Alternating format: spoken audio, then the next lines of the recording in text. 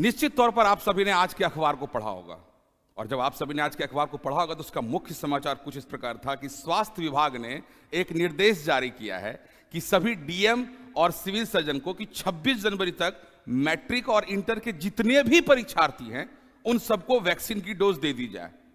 कमाल है यार, तालियां।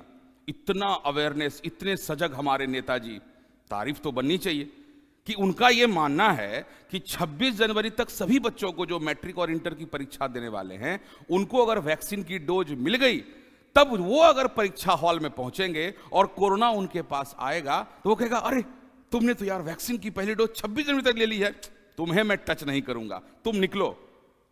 कमाल है ना।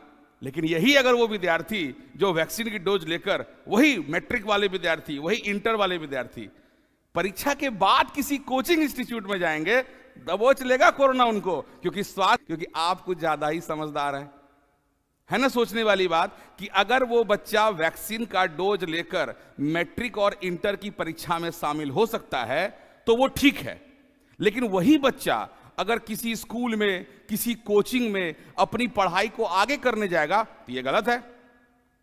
वहां पर परीक्षा हॉल में बच्चों की भीड़ नहीं होगी, वहां पर तो 1 हाथ की दूरी भी सोशल डिस्टेंसिंग मानी जाएगी, पर कोचिंग में 50 फीट की दूरी भी बहुत भीड़ है भाई साहब, वहां पर दिक्कत हो जाएगी। तो ऐसे महान लोगों को मेरी तरफ से एक कोरोना नमस्कार स्वीकार करें, और देश को जैसे डुबा रहे हैं डुबाइए, मजे में जिंदगी चल रही है चलने दीजिए, कोई खाक डूबे कोई खाक मरे। साजिश तो अच्छी हो रही है भाई साहब, स्ट्रेटेजी अच्छी चल रही है ना, बहुत अच्छी।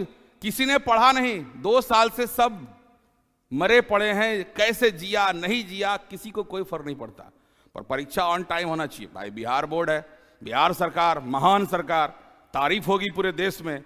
सीबीएसई वाले तो बेवकूफ बैठे हैं जो उन्होंने पिछले साल परीक्षा कैंसिल कर दी थी, अब या तो वो बेवकूफ हैं या बिहार बोर्ड वाले ज्यादा समझदार। तो कुछ ऐसी बात थी, मन में आया कि बता दूं, बुरा लगे तो क्षमा कीजिएगा और अच्छा लगे तो शेयर कीजिएगा। धन्यवाद।